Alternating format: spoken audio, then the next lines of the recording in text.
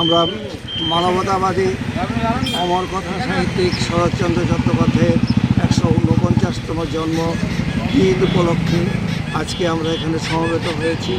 আমরা প্রতি বছরই এই দিনটি যথাযোগ্য মর্যাদার সাথে উদযাপন করার চেষ্টা করে থাকি।